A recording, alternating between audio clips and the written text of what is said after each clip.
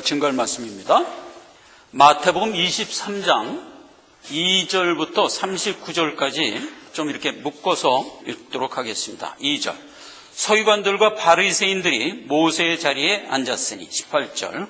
너희가 또 이르되 누구든지 제단으로 맹세하면 아무 일 없거니와 그 위에 있는 예물로 맹세하면 지킬지라 하는도다. 소경들이여 어느 것이 크뇨? 예물이냐 예물을 거룩케 하는 제단이냐. 23절. 화 있을진저 외식하는 서기관들과 바리새인들이여 너희가 박하와 회양과 근처의 11조는 들이되 율법에 더 중한 바 의와 인과 신은 버렸도다. 그러나 이것도 행하고 저것도 버리지 말아야 할지니라.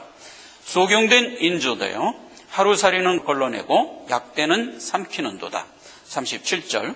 예루살렘아 예루살렘아 선지자를 죽이고 내게 파송된 자들을 돌로 치는 자여 암탉이 그 새끼를 날개 아래 모음같이 내가 내 자녀를 모으려 한 일이 몇 번이냐. 그러나 너희가 원치 아니하였도다.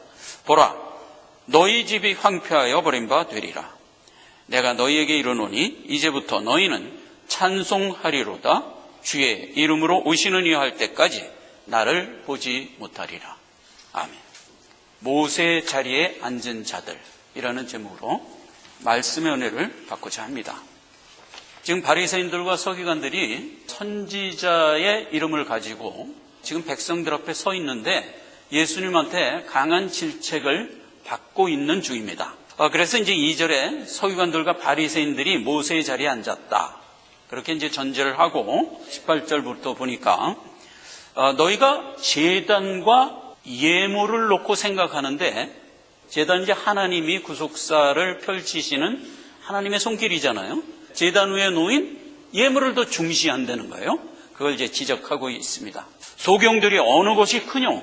예물이냐 제단이냐 질책을 하고 23절에 우리가 제단에 예물을 드리잖아요. 그 예물을 이제 11조라고 일컫는데 그 11조에 대한 얘기를 이렇게 합니다. 화 있을진저 외식하는 서기관들과 바리새인들이요 너희가 박하와 회양과 근처의 11조는 들이되 율법에 더 중한 바 의와 인과 신은 버렸다.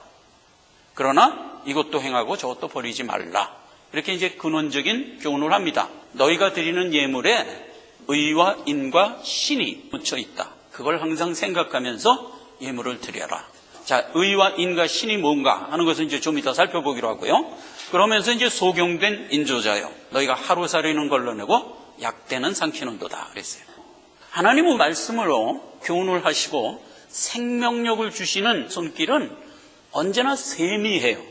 구약의 엘리야가 큰 역사를 하는 가운데 하나님의 음성을 들었죠. 큰 불꽃이 이는 역사가 있었고 우레와 같은 큰 소리의 역사가 있었고 그 다음에 산과 바위가 터지는 강력한 역사가 있었는데 이어지는 말이 뭐예요? 그러한 가운데 하나님의 역사는 세미한 음성으로 나에게 왔다 이 말이에요. 세상을 창조하는 게 얼마나 크고 거대한 역사예요. 그런 큰 거대한 역사 속에 우리가 하나님의 음성을 듣는 것은 언제나 세미한 거예요. 그런데 이 바리새인들과 서기관들이 그걸 무시한 거예요. 지금 크게 눈에 보이는 것만 중시하는 거예요. 이제 그걸 지적한 얘기입니다. 그리고 이제 37절에 비밀 하나를 우리에게 알려줍니다. 이 비밀은 오늘 예배 마지막에 결론으로 살펴볼 거지만 시간이 혹 될지 안 될지 모르겠어요. 만약 안 되면 다음 시간에 요거는 하는 것으로 하겠습니다. 지금 교계의 지도자의 입장으로 교회와 서 있는 자가 하나님보다는 돈을 더 중시 여겼어요. 결국은 하나님 뜻을 저버렸다는 뜻이거든요. 그래서 이제 요한복음 5장 39절에 보면 너희가 성경에서 영생을 얻는 줄 생각하고 성경을 상고하거니와 이 성경이 내게 대하여 증거하는 것인데 너희는 영생을 얻기 위하여 내게 나오지 않는도다 이 말이에요. 이게 지금 모세의 자리에 앉아서 재물을 중시 여기는 바리새인과 서기관들의 모습이에요. 영생을 얻기 위해서는 당연히 누구에게 나와야 돼요? 예수님께 나와야 돼요. 그런데 예수님께 나오기를 거부하는 거예요. 왜? 영생 얻기가 싫다 이거예요. 그리고 어디로 갔어요? 예수님이 아닌 다른 데로 갔는데 그게 사단에게로 간 거예요. 사단이 우리에게 주고자 하는 건 재물이거든요. 재물을 향하여 간 거예요. 이게 같은 맥락이에요. 요한복음에서는 8장에서 이제 저들을 질책한 거고, 마태복음은 이제 23장에서 질책한 거거든요. 내용은 같은 얘기예요. 누가복음 16장 13절에는 재물에 대한 정의를 이렇게 얘기합니다. 집 하인이 두 주인을 섬길 수 없나니 혹 미를 미워하고 저를 사랑하거나 혹 이를 중히 여기고 저를 경히 여길 것임이니라. 너희가 하나님과 재물을 겸하여 섬길 수 없다. 재물과 하나님은 언제나 대칭되는 개념이에요. 이게 참 묘한 거예요. 우리가 살아가는데 재물은 절대적으로 필요한 거잖아요. 우리의 재물이 없으면 살 수가 없어요. 그럼에도 불구하고 하나님의 뜻은 절대적으로 필요한 재물과 하나님의 뜻을 대칭시켜 놨어요. 언제나 하나님을 섬길 거냐 재물을 섬길 거냐에 가서 최종적으로 우리의 결단을 요구하고 있어요. 그런데 지금 여기 있는 바리새인과 서기관들은 결국 재물을 택한 거예요. 그렇죠? 하나님을 경히 여기고 재물을 택했어요. 이렇게 된 상태입니다. 그런데 그 재물이 제단에서는 어떤 역할을 하느냐 하는 것을 일단 우리 알고 들어갑시다. 재물을 왜 제단에 올리게 했느냐 이거예요. 그러니까 이게 지금 이율배반이잖아요. 하나님이 왜 그렇게 의도했는가를 살펴야 됩니다. 그게 곧 11조입니다. 그래서 민수기 18장 21절에 보면 내가 이스라엘의 11조를 드리라고 명을 했고 그 명을 받아 너희가 받는 11조로 무슨 일을 했다? 레위 지파의 회막일 한 값으로 주겠다 이거예요. 그래서 이제 레위 지파는 그 당시의 선지자죠. 하나님의 일을 전문적으로 하던 그 당시의 선지자죠. 오늘날로 말하면 바로 바리새인과 서기관들하고 같은 입장의 종교 지도자들이에요. 그 종교 지도자들의 분깃이 되게 했다. 그 종교 지도자들이 하는 일에 대한 사례로 내가 11조를 정했다. 일단 여기까지 재물관을 정돈하고 자세하게 한번 들어가 보자. 자, 오늘 23절입니다. 과 있을진저 외식하는 서기관들과 바리새인들이요 너희가 박하와 회양과 근처의 11조를 드리되 율법에 더 중한 바 의와 인과 신은 버렸다. 그러니까 하나님의 뜻은 뭐예요? 재물을 하나님이 의도한 의와 인과 신을 담아서 제단에 드렸어야 했다. 그러면 의와 인과 신이 무엇인가 하는 것을 보자 말이에요. 의 그러면 공의라는 말에 준말로 쓴 거예요. 그래서 이 원어에 들어가 보면 쩌지몬트라고 되어 있어요. 요한복음 16장 10절에 가면 의에 대하여라 함은 내가 아버지께로 가니 너희가 다시 나를 보지 못하며. 그러면 뭐예요? 구속사역을 다 끝나고 부활 승천하여 아버지께로 가면 우리가 예수님 다시 못 봐요. 언제 다시 보죠? 재림할 때 보잖아요. 그럼 재림할 때 예수님은 어떤 모습으로 오실 거예요? 심판주로 올 거예요. 그래서 그런 의미를 담아서 의에 대하여라 하면 너희가 이제는 예수님을 심판자로밖에 못 볼 거야. 요 얘기예요. 지금까지는 예수님이 우리에게 은혜와 긍휼을 베풀었어요. 그래서 우리가 구원을 받은 거예요. 생명으로. 그러나 다음에 예수를 볼 때는 그때는 심판자로 볼 수밖에 없는 거예요. 그래서 공의 그러면 심판이다 이런 뜻이에요. 그래서 이제 심판이에요. 그러면 인 그러면 이거는 mercy 사랑이에요. 그 베푼 사랑이 뭐죠? 십자가에서 죽으심이에요. 우리가 경건치 않을 때, 우리가 원수 되었을 때, 우리가 아직 죄인 되었을 때 예수님이 우리를 위하여 십자가에 못 박혀 죽으심으로 우리의 죄를 뽑아버렸어요. 죄값을 치러버렸어요. 그래서 우리를 사랑했어요. 그러면 우리가 자격이 있어서 베푼 게 아니잖아요. 하나님이 나를 사랑하기 때문에 그렇게 한 거다. 이 사랑이 하나님이 우리를 구원한 하나님의 뜻이죠. 그래서 이제 두 측면을 보려는 거예요. 이 똑같은 얘기를 누가복음에 가면 11장 42절에 똑같은 얘기를 했어요. 지금 고난주간에서 지금 마태복음 23장에서 하는 화요일 날의 질책의 말씀이잖아요. 근데 누가복음 11장에 기록된 말씀은 한 해 전 가을이에요. 그러니까 한 개월수로 따지면 6, 7개월 전에 2차 유대 사역 때 한 얘기예요.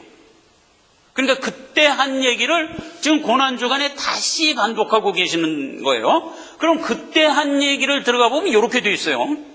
바리새인과 서기관을 질책하면서 준 얘기예요. 너희가 11조를 드리되 공의의 하나님에 대한 사랑은 버리는도다. 그러면 여기서 얘기한 의와 인과 신은 버려도다 하는 얘기랑 같은 얘기. 그렇죠? 그러면서 하는 얘기가 이것도 버리지 말고 저것도 행하라 한 거예요. 일단 단의 제물을 올리는 것은 계속 하라. 그러나 공의와 하나님의 사랑이 있다는 것을 알고 드려라. 그렇죠? 그러면 자 생각해 보세요. 심판과 생명 주심이 우리에게 임했어요. 여러분, 우리가 구원 얻은 것은 그렇게 임한 겁니다. 내 안에 예수님이 십자가에서 못 박혀 죽으심으로 내 죄값을 치르신 거예요. 그래서 내 죄가 사함 받아버린 거예요. 그것은 내 입장에서 볼 땐 내 죄가 심판당한 거예요. 그러니까 예수님이 나에게 오셔서 먼저 한 게 뭐죠? 심판을 한 거예요. 그게 공의예요. 그러니까 예수님이 나에게 오셔서 내 죄를 심판하여 도말해버리고 내게 사랑으로 생명을 주셨단 말이에요. 그게 묶여진 게 나잖아요. 그러니까 예수님이 나를 구원했다는 것을 항상 생각하면서 제단에 예물을 드려라 이서루이란 말이에요. 신이 뭐예요? 믿으라는 얘기잖아요. 믿음으로 예물을 단에 드려야 된다라고 얘기한 거예요. 자, 그러면 하나님이 단에 물질을 올리는 것으로 왜 이 귀하고도 귀한 신앙을 담았을까 하는 거예요. 여러 다른 곳에 담을 수 있잖아요. 근데 왜 하필 단에 올리는 제물에다가 내 신앙을 담으라고 했을까? 이걸 제대로 살펴보지 못하면 이 옛날 이 모세의 자리에 앉았던 바리새인 그 시절이나 지금이나 단에 올리는 제물은 항상 문제를 일으켜요. 그래가지고 돈을 더 중시하는 쪽으로 흘러가 버리면 그 단은 망하는 거예요. 그러니까 옛날에도 이렇게 해서 망한 거 아니에요 지금? 그래갖고 예수님한테 지금 질책을 받는 거잖아요. 오늘날도 동일하단 말이에요. 그래서 왜 하나님이 우리의 신앙 고백을 물질에 담아서 드리라고 했을까를 분명히 알아야 돼요. 그걸 모르면 오늘날도 우리가 물질 때문에 시험 들게 돼요. 그래서 이제 그걸 살펴보자. 그래서 11조에 관련된 성경 구조를 들어가 보면 그 내용을 우리가 확실하게 이해할 수가 있어요. 성경에는 11조에 대한 명을 5번 했어요. 많이 했다고 봐야 되나? 조금 했다고 봐야 되나? 야, 11조 그렇게 중요한데 별로 성경이 많이 얘기 안 했나 이렇게 생각해요. 우선 5번 중에 오늘 읽은 이 본문 말씀이 하나예요. 구약에 들어가 보면 11조에 대한 얘기를 이제 4번 우리가 찾아볼 수 있는데 이제 그림을 좀 봅시다. 자, 여기 보면 창세기 14장에 아브라함이 그 당시의 제사장이에요. 멜기세덱이라는 제사장에게 11조를 한 기록이 14장에 기록되어 있어요. 이때는 어떤 상황이었냐면 아브라함이 족장으로 이제 살고 있었어요. 아주 부자로 살고 있었는데 그 시절에 그돌라오멜이라는 나라의 왕이 있었는데 아주 악한 왕이었어요. 그래갖고 주변에 있는 많은 나라를 식민지로 거느리고 있었어요. 그래갖고 조공을 받으면서 살고 있었는데 주변에 있는 나라가 반기를 드니까 그돌라오멜이 거느리고 있던 모든 나라를 전부 힘으로 멸절을 시켜버렸어요. 그 나라에 있던 백성과 재물을 몽땅 갈취해갖고 자기 나라로 돌아가 버린 거야. 이 그돌라오멜이 그 시절에는 그 지역이 아주 맹주였어요. 맹주. 그랬는데 이제 아브라함이 그 소식을 이제 상수리나무에서 거하면서 들은 거야. 들었는데 뭐 주위들이 전쟁을 하거나 말거나 아브라함은 상관도 없는데 문제는 자기 조카 롯이 그 통에 붙들려고 한 거예요. 롯이 붙들려고 한 건 내가 용납할 수 없지. 롯 찾으러 가자. 그리고 그날 밤으로 아브라함에게는 318원의 사병이 있었어요. 318명의 사병을 이끌고 그 밤으로 가서 그돌라오멜을 진멸해버리고 포로로 끌어갔던 재물과 사람을 몽땅 찾아갖고 돌아와 버렸어요. 이해가 가요? 잘 안 가죠? 아니, 일개 아브라함이 그 시절의 큰 국가를 밤에 가서 그것도 단칼에 진멸해버릴 수가 있겠어요? 어쨌거나 성경 그렇게 기록하고 있어요. 롯을 포함해서 이제 잡혀갔던 모든 국민 또 재물 다 찾아갖고 돌아왔어요. 돌아오는데 누가 아브라함을 맞아요? 멜기세덱 제사장이 맞아요. 쫙 축복을 해주면서 떡과 포도주를 줬어요. 떡과 포도주는 무슨 의미예요? 말씀과 십자가 대속의 은혜죠. 그렇죠. 근데 구약에 벌써 그게 나오는 거예요. 떡과 포도주를 줬어요. 그러니까 아브라함이 그 멜기세덱에게 자기가 뺏어온 것 중에 11조를 드린 거예요. 이렇게 한번 기록이 됐어요. 멜기세덱이 누구냐 하는 것은 나중에 히브리서 7장에 가면 해석이 나와요. 살렘 왕이요, 의의 왕이요, 평강의 왕이요, 시작도 없고 끝도 없고 아비도 없고 어미도 없고 영원히 있는 하나님이라. 의의 왕, 평강의 왕 보니까 누구 얘기한 거예요? 예수님이잖아요.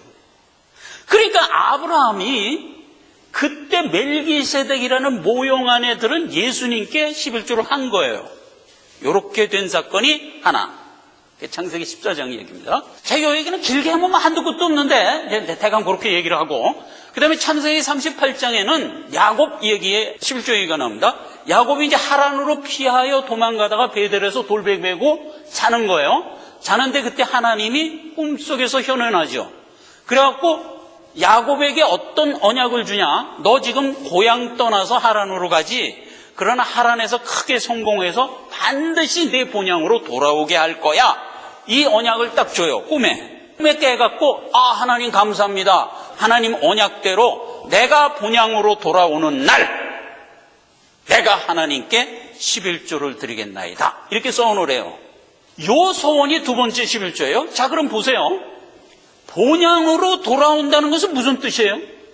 우리의 신앙생활을 마치고 완성돼서 내 본향 천국에 하나님의 후사가 돼서 들어가는 것을 의미하잖아요. 그때 나는 뭐예요? 하나님께 뭘 드려야 돼요? 11조를 드려야 돼요. 그 11조에 대한 연습이에요. 지금 우리가 물질 드리는 건. 그 얘기를 이렇게 모형에 담아줬던 거예요. 세 번째로 들어가 보면 신명기, 이때로부터 500년이 흘렀어. 모세의 때가 된 거야. 때에 11조를 드려라 하는 걸 율법으로 받아요. 어떻게 받냐? 민수기 18장 21절에 보면 레위 지파에게 11조를 기업으로 주겠다 하는 얘기예요. 자, 보세요. 이스라엘은 그때 몇 지파? 12지파인데 모세의 때에는 이미 야곱이 므낫세하고 에이브라함이라는 두 아들로 지파를 나눠요.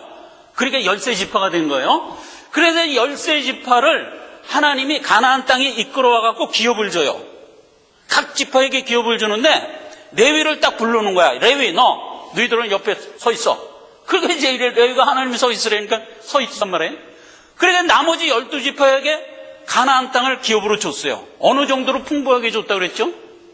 한 가족당 한 성읍을 줄 정도로. 뭐 어마어마하게 준 거지. 그 기업이야. 너희 기업이야. 가져라. 그리고 딱 준 거예요. 그렇게 주고 레위는 하나님 난 왜 안 줍니까? 그러니까 임마 너는 기업 없어. 이런 거야. 그 얘기야 이게 지금. 너는 할 일이 따로 있어. 너는 회막일 할 놈이야. 회막일을 하면 뭐 헛퍼먹고 합니까? 그러니까 내가 너에게 줄 분깃은 따로 있어. 그러면서 명한 게 11조예요. 어떻게 명했냐? 다른 지파들은 양치고 농사짓고 하는 게 일이잖아요. 근데 레위 지파는 그 일을 하지 말라 이거야. 그럼 무슨 일 하냐? 너는 회막일만 해라 이거야. 그러니까 하나님이 회막일만 하니까 너에게는 일반 다른 지파로부터 받은 11조를 내 분깃으로 준다. 이렇게 된 얘기예요. 분깃만 갖고 따지면 이런 비율인 걸 여러분 기억하세요. 일반 12지파는 하나님께로부터 기본적으로 각각 열을 받았어요. 근데 열 중에서 하나를 떼서 단에 놨어요. 그럼 지금 9이 남았어요. 땐 그걸 모으니까 12이 됐어요. 12이 된 거를 레위에게 줬어요. 그럼 레위도 11조로 해야 되니까 레위도 하나를 띄니까 뭐 정확하게는 11개보다 조금 드리지만 11개쯤 남았잖아요. 그럼 비교를 해보세요. 일반 지파는 지금 11조 떼고 9 남았어요. 레위 지파는 11조 떼고 11 남았어요. 누가 부자예요? 레위가 부자예요. 하나님 그렇게 정한 거예요. 이게 나중에 신약에 와서 주의 종의 분깃으로 원형이 됩니다. 그것도 11조의 한 용례예요. 사실은 11조가 갖는 뜻은 엄청나게 큰 다른 뜻이 있지만 부수적으로 이런 뜻도 있는 거예요. 그래서 주의 종의 사례비로 성도들이 내는 11조를 원형해서 쓰도록 돼 있어요. 그러면 우리가 그냥 상식적으로 알기로 주의 종은 청빈해야 돼. 가난하게 살아야 돼. 이렇게 생각하는 게 상식이잖아요. 원래는 아니에요. 하나님의 뜻은. 일반 백성의 평균 소득보다 20% 많게 하나님이 책정한 거예요. 그래서 이 11조와 주의 종의 사례에 대해서는 사도 바울이 고린도전서 9장에 아주 자세하게 기록했어요. 제가 꼭 한두 구절을 일단 읽겠습니다. 원형을 해서 들으시길 바라겠어요. 고린도전서 9장입니다. 4절부터 제가 빨리빨리 읽겠습니다. 우리가 먹고 마시는 권이 없겠느냐? 이 사도 바울이 하는 얘기예요. 우리가 먹고 마시는 권이 없겠느냐? 우리가 다른 사도들과 주의 형제들과 게바와 같이 자매된 아내를 데리고 다닐 권이 없겠느냐? 어찌 나와 바나바만 일하지 아니할 권이 없겠느냐? 누가 자비량하고 병정하며 다니겠느냐? 누가 포도를 심고 그 실과를 먹지 않겠느냐? 누가 양떼를 기르고 그 양떼의 젖을 먹지 않겠느냐? 내가 사람의 예대로 이것을 말하느냐? 율법도 이것을 말하지 아니하느냐? 모세의 율법에 곡식을 밟아 떠는 소에게 망을 씌우지 말라 기록하였으니 하나님이 어찌 소들을 위하여 염려하심이냐? 전혀 우리를 위하여 말씀하심이 아니냐? 과연 우리를 위하여 기록된 것이니 밭 가는 자는 소망을 가지고 밭을 갈며 곡식을 떠는 자는 함께 소망을 가지고 떠는 것이라. 우리가 너희에게 신령한 것을 뿌렸은즉 너희 육신의 것을 거두기로 과하다 하겠느냐? 다른 일도 너희에게 이와 같은 권을 가졌거늘 하물며 우리일까 보냐? 그러나 우리가 이 권을 쓰지 아니하고 범사에 참는 것은 그리스도의 복음에 아무 장애가 없게 하려 함이라. 성전의 일을 하는 자들은 성전에서 나는 것을 먹으며 제단을 모시는 자는 제단과 함께 나는 것을 너희가 알지 못하느냐? 이와 같이 주께서도 복음 전하는 자들이 복음으로 말미암아 살리라 하였다 함과 같으니라. 보세요. 사도 바울이 당연히 주의 종이니까 교회로부터 주는 녹을 받아야 돼요. 그러면서 예를 들었어요. 사도 바울이. 게바를 봐라. 베드로를 봐라. 아내를 데리고 다니면서, 아내를 데리고 다니는 뭐예요? 가족을 이루고 살면서 교회가 주는 녹을 받고 주의 일을 하고 있지 않느냐. 나도 그렇다. 나하고 바나바 얘기하는 거예요. 나도 그렇다. 그러나 내가 이 권을 포기하겠다 이 말이에요. 안 받겠다 이거예요. 왜 안 받냐? 주의 복음 전하는 일에 장애가 되는 듯해서 안 받겠다 이거예요. 왜 이런 생각을 하게 됐냐면 성도들이 단에 돈을 그 돈을 들이면 그 돈이 주의 종의 생활비로 가는 걸 이렇게 눈에 보고 있는 거예요. 그러니까 성도들이 주의 종을 어떻게 생각하면 주의 종도 하나의 직업이구나 이렇게 생각하는 거예요. 직업이구나. 그래서 이제 사도 바울이 목청을 높여서 예수 믿어야 됩니다. 한 사람이라도 더 전도해 오세요.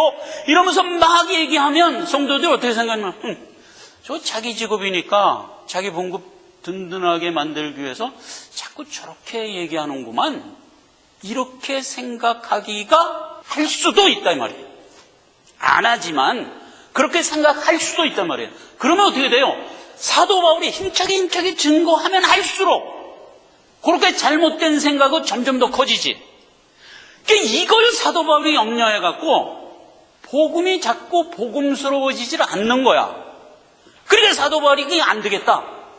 내가 아예 굶어 죽어도 차라리 녹을 안 받겠다. 그리고 딱 거절을 해버린 거예요. 거절을 해버린 거예요. 그리고 스스로 자비량하면서 주의 일을 했어요. 그러니까 사도 바울은 항상 바쁘지.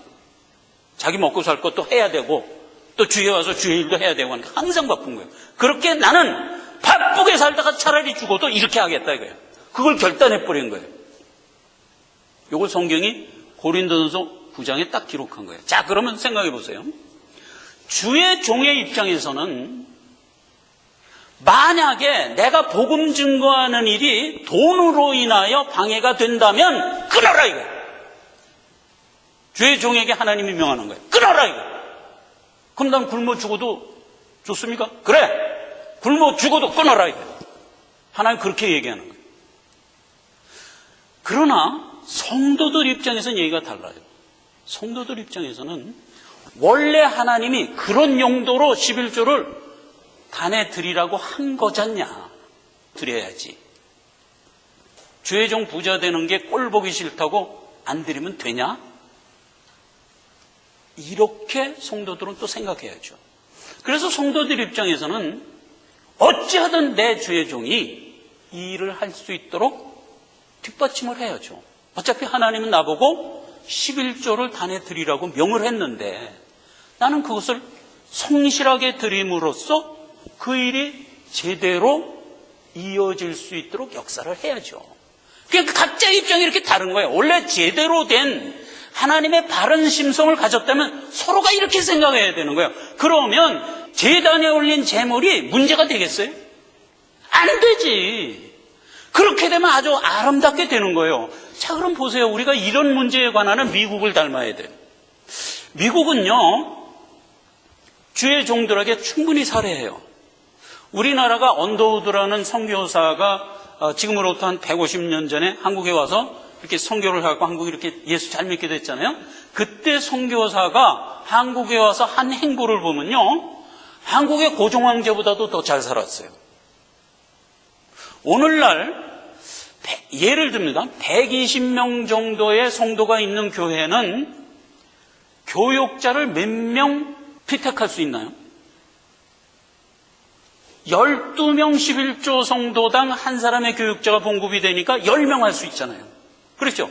120명 정도의 교회면은 작은 교회입니다. 작은 교회요. 우리 정도, 요 정도 된 교회에 딱 들어차면 여기 100명 들어차는 교회예요. 그러면 아주 작은 교회입니다. 요 정도 교회면 교육자 10명 써야 돼요. 그러니까 이제 한 2명 교회에서 심호하게 하고 나머지 8명은 전부 선교사로 파송해야지. 그러라는 얘기예요. 그럼 미국은 그렇게 한 거예요. 그 당시에. 그래가지고 우리 교회 입장에서 한번 계산해 보세요. 11조를 7분이 하세요. 그런데 3만 불이 모여요. 그러면 만약에 12명이 했다면 얼마쯤 모일 것 같아요? 5만 불은 넘게 모이겠죠? 우리 교회 정도의 수준이라면 한 사람의 교육자의 사례비가 한 달에 5천 불 줘야 돼요. 5천 불이면 다른 일 안 하고 주의 일만 하기 충분한 돈이에요. 그렇게 하고 120명 교회가 8명의 선교사를 5천 불씩 줘서 보내면 동남아나 중동에 가서 5천 불 매달 받고 선교 일을 하라고 그러면 재벌로 살아요. 동남아 태국 같은 데는 한 500불 가지면 아주 중산층으로 살아요. 그런데 선교사한테 5천 불을 주고 가서 선교해 그러면 아주 똥똥거리면서 선교할 수 있어요. 옛날에 언더우드 선교사가 한국에 와서 그렇게 똥똥거리고 선교를 한 만큼 할 수 있어요. 근데 실제로 그렇게 하는 교회가 있나요, 지금? 120명 정도의 교회가 8명 선교사 파송하고 있나요? 그것도 충분히 줘서. 한 달에 5천 불씩 줘서. 당연히 그렇게 보내야 되는 거예요. 못 봐요, 지금. 왜 그렇죠? 못에 앉은 자들의 돈을 중시 여기는 그 잘못된 시각이 그렇게 왜곡되고 있는 거예요, 지금. 자, 이게 뭐 제가 큰 비판으로 갔는데 어쨌거나 그래요. 근데 미국 교회는 이걸 제대로 하고 있어요. 그 우리가 미국을 닮아야 돼요.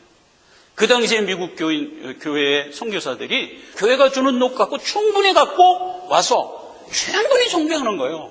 근데 이제 한국에 있는 선교사들 보세요. 충분히 안 오니까 어떻게 해요? 거기 가서 가이드하고 다른 일하고 하면서 선교일 반, 다른 일 반 하면서 그냥 힘들게 하고 있잖아요. 그 어떤 선교사들은 막 병 걸려갖고 암 걸려서 돌아와서 죽고 뭐 그 사단이 다 나잖아요. 이게 11조가 물질로 드려야 되는 이유 중에 하나예요. 이건 작은 이유예요. 진짜 큰 이유는 뭐냐? 아까 그랬죠? 의와 인과신, 신앙을 드려라. 말라기 3장 8절에 보면 이렇게 되어 있어요. 11조와 헌물을 도둑질하지 말라 하는 것으로 질책을 했어요. 나는 너희로부터 깨끗한 11조를 받아야 되겠다라고 해서 말라기서 구약이 끝나요. 자, 그러면 깨끗한 11조라는 게 뭘까 하는 거예요. 아까 그랬죠? 회막일의 수고값으로 쓰이는 게 11조라고 그랬어요. 그러면 회막일의 수고값이라 할 때 회막일의 본체는 뭐예요? 그게 오늘 읽은 본문에 읽은 예수 그리스도의 구속 역사잖아요. 그럼 예수 그리스도가 하신 회막일은 뭐죠? 십자가에서 죽고 우리를 죄사하여 구원한 것. 이게 예수 그리스도가 한 회막일이잖아요. 그럼 예수 그리스도가 그 십자가 대속의 역사를 하고 무엇을 받나요? 11절 받으라는 거예요. 그러면 실제로 예수님이 십자가 대속의 일을 하고 실제로 받은 게 뭐죠?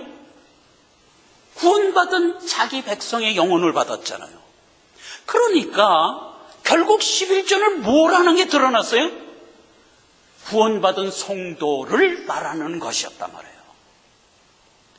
그러니까 우리는 예수님의 11조인 거예요.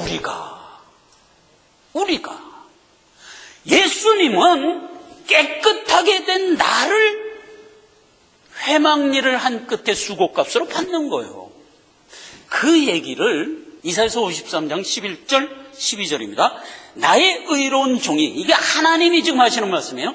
하나님이 예수님을 향하여 하는 말이에요.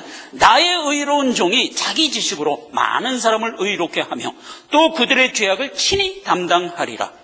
이러므로 내가 그로 존귀한 자와 함께 분깃을 하며 강한 자와 함께 탈취한 것을 나누게 하리니 이는 그가 자기 영혼을 버려 사망에 이르게 하며 범죄 제종 하나로 헤아림을 입었습니다. 그러나 실상은 그가 많은 사람을 위하여 기도하며 범죄자를 위하여 죽었느니라. 그렇죠.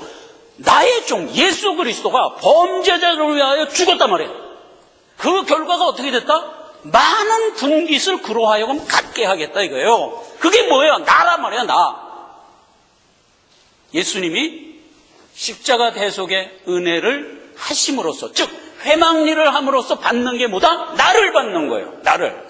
깨끗해진 나의 영혼을 받는 거예요. 자, 그래서 예수님이 십자가에서 죽으실 때 가상칠언 중에 하신 말 하나를 기억해 보세요. 여러 가지 말을 했지만 그 중에 예수님이 한 말이 뭐예요?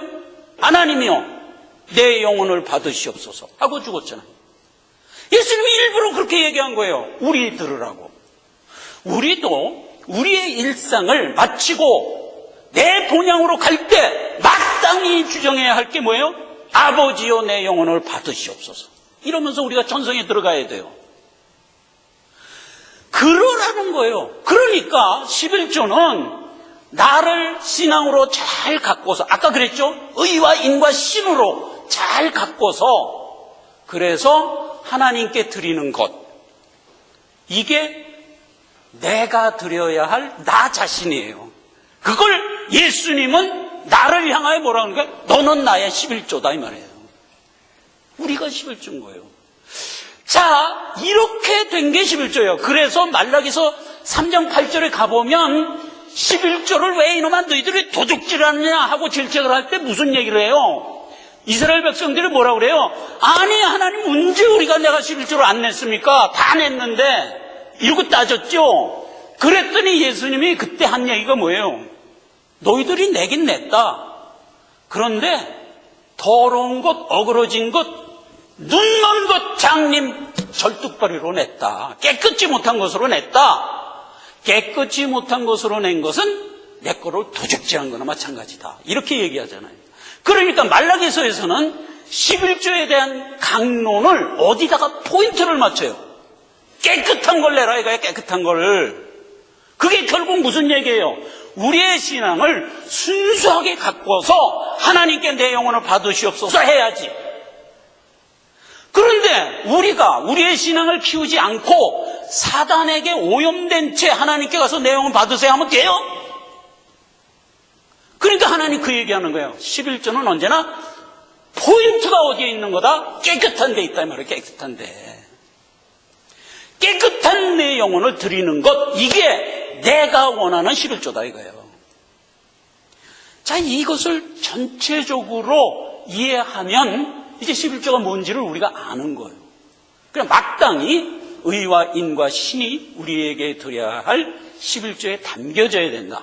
이 소리예요. 자, 그런데 한 가지를 더 따져야 돼요. 뭐냐?